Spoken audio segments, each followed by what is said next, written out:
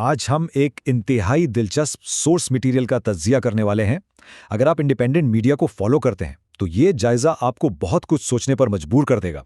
ये source material एक आज़ाद तबसरा निगार का काफ़ी वसी और सच कहूँ तो काफ़ी ओपिनियनेटेड बयान है, लेकिन हमने इस बिखरी हुई मालूमात को बिल्कुल शफाफ और ऑब्जेक्टिव थीम्स में ढाल दिया है ताकि हम ये समझ सकें कि इंडिपेंडेंट क्रिएटर्स आखिर अपना नैरेटिव सेट कैसे करते हैं और बिल्कुल मुख्तलिफ खबरों को एक ही धार में कैसे जोड़ देते हैं। इस तज़िये के लिए हमने एक थीमेटिक फनल अप्रोच अपनाई है। शुरुआत हम करेंगे मैक्रो लेवल से, यानी जियोपॉलिटिक्स और डिफेंस अपडेट्स। फिर हम आएंगे हिंदुस्तानी सियासी बयानियत की तनकीद पर। उसके बाद थोड़ी सी आलमी सिफारती तबादले की बात होगी और आखिर में जूम इन करेंगे माइक्रो लेवल पर, यानी समाजी तबसरे और साइबर क्राइम। तो चलिए सबसे पहले बात करते हैं जियोपॉलिटिक्स और डिफेंस अपडेट्स की। सोर्स मटेरियल अपनी शुरुआत खित्ते में होने वाली दिफाई तब्दीलियों से करता है और उनका खुसूसी फोकस नेवल और एरियल एडवांसमेंट्स पर है। यहाँ सबसे अहम जिक्र है AIP का, यानी एयर इंडिपेंडेंट प्रपोर्शन टेक्नोलॉजी। अब ये क्या है? जरा सोचिए, एक ऐसी आबदोज या सबमरीन जो हफ्तों तक पानी के ऊपर आए बगैर ज़ेरे आब रह सकती है क्योंकि उसे एटमॉस्फेरिक ऑक्सीजन की ज़रूरत ही नहीं होती। सोर्स हाईलाइट करता है कि चाइना ने जो हैंगोर क्लास सबमरीन्स पाकिस्तान को फराहम की हैं उनमें यही टेक्नोलॉजी मौजूद है, और ऑब्वियसली ये स्टेल्थ कैपेबिलिटी इन वेसल्स को इस रीजन में एक इंतहाई खतरनाक और संगीन थ्रेट बनाती है। और बात सिर्फ समुंदर तक महदूद नहीं है। सोर्स मटेरियल ने रैपिडली कुछ और डिफेंस अपडेट्स भी सामने रखी हैं ताकि रीजन में चलने वाली एक बड़ी आर्म्स रेस को समझाया जा सके। फॉर इंस्टेंस, रशिया अपने Su-57 जेट्स को आर्टिफिशियल इंटेलिजेंस के जरिए 5th जनरेशन में अपग्रेड कर रहा है। दूसरी तरफ बताया गया है कि हिंदुस्तान मुबैना तौर पर रशिया से तकरीबन $1.2 बिलियन की R-37M मिसाइल्स खरीदने की तैयारी कर रहा है। साथ ही हिंदुस्तान के DRDO ने हेलीकॉप्टर से फायर होने वाले short range anti ship missile का कामयाब तजुर्बा भी किया है। और इन सब के बीच चाइना के चेंदू J-10C फाइटर जेट्स की ग्लोबल सेल्स तेजी से बढ़ रही हैं। बेसिकली ये पूरा खित्ता रैपिडली एडवांस वेपन्स की तैयारी में मसरूफ है। लेकिन यहाँ सोर्स मटेरियल एक बड़ा ही शार्प और इंटरेस्टिंग वाजना पेश करता है। एक तरफ तो हिंदुस्तान की आलमी हैसियत और उसका वसी जियोपॉलिटिकल असर है, और दूसरी तरफ एक बिल्कुल मुकामी कंट्रोवर्सी। नेपाल एयरलाइंस ने एक नक्शा जारी किया जिसमें मुबैना तौर पर कश्मीर को पाकिस्तान के हिस्से के तौर पर दिखाया गया है। ये तसादुम बेसिकली इस बात को हाईलाइट करने के लिए दिखाया गया है कि एक तरफ आलमी डोमिनेंस है और दूसरी तरफ पड़ोसी मुल्क के छोटे इदारे भी इस तरह के प्रोवोकिंग स्टेप्स ले रहे हैं। अब यहाँ से हमारा सोर्स मटेरियल इंटरनेशनल डिफेंस से निकलकर नेशनल पॉलिटिक्स की तरफ एंटर होता है, यानी हिंदुस्तानी सियासी बयानियात की तनकीद। और इस पॉलिटिकल तनकीद को एंकर करने के लिए सोर्स ने हिंदुस्तान के वजीर दिफा राजनाथ सिंह के खास बयान का हवाला दिया है।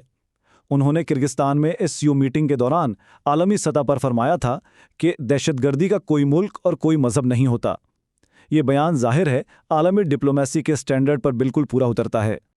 लेकिन अब आता है इस तज्जिये का कोर थीसिस। सोर्स मटेरियल के मुताबिक यहाँ एक बहुत वाज़ेह फ़र्क, एक स्टार्क कॉन्ट्रास्ट मौजूद है। एक तरफ तो इंटरनेशनल डिप्लोमेसी में ये इंक्लूसिव और न्यूट्रल लैंग्वेज यूज़ की जा रही है, जबकि दूसरी तरफ उनका मानना है कि डोमेस्टिक ऑडियंस के लिए सियासी बयानियां इंतहाई पोलराइज्ड और टारगेटेड हो जाता है। सोर्स का आर्ग्यूमेंट ये है कि आलमी सतह पर कुछ और बोलना और मुकामी आवाम के सामने पोलराइजिंग रेटोरिक अपनाना एक बहुत बड़ा तजाद है जो रूलिंग पार्टी की मैसेजिंग में नजर आता है।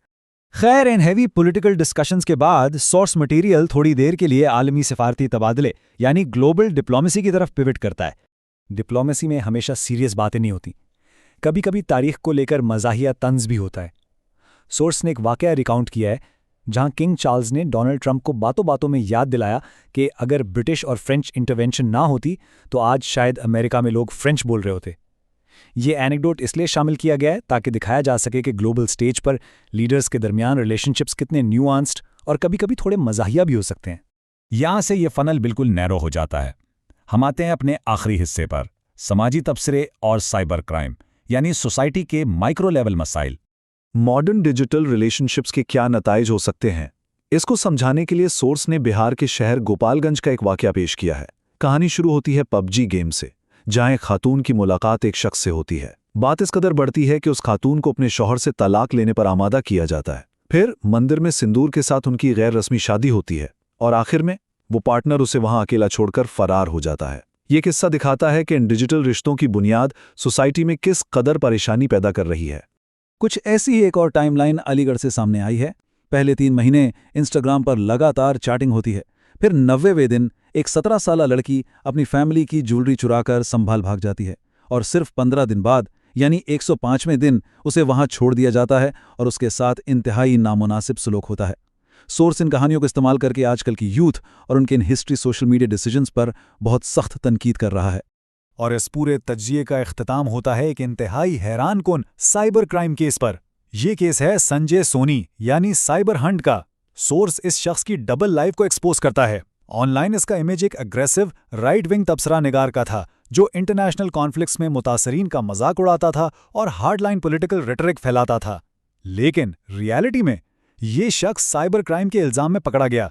इल्जाम ये था कि इसने 1.5 मिलियन खवातीन का प्राइवेट डेटा चुराया और सेल किया और एक फेमस अंडरगारमेंट कंपनी ज़ेवामे को ब्लैकमेल भी किया। ये इंसिडेंट बेसिकली हाईलाइट करता है कि ऑनलाइन पर्सोना और हकीकत में ज़मीन आसमान का फ़र्क हो सकता है। तो फाइनली ये पूरा सोर्स मटेरियल हमें किस सोच में मुब्तला करता है? आप देखिए कि इस आज़ाद तज्जिया निगार ने किस तरह ग्लोबल जियोपॉलिटिक्स, एडवांस सबमरीन्स और डिप्लोमेसी को अचानक से पबजी की दोस्ती और एक साइबर क्राइम अरेस्ट के साथ जोड़ दिया। ये कंप्लीटली अलग टॉपिक्स हैं, लेकिन इंडिपेंडेंट मीडिया कभी कभी इसी तरह अनस्ट्रक्चर्ड और बिखरी हुई मालूमात को एक ही नैरेटिव में गुंद देता है। अब सवाल यह है, क्या इस तरह के मिक्स्ड नैरेटिव्स हमें सोसाइटी की असल तस्वीर दिखाते हैं या फिर ये सिर्फ एक मखसूस बयानिया बनने का जरिया है? इस पर ज़रूर सोचिएगा। अपना ख्याल रखिए।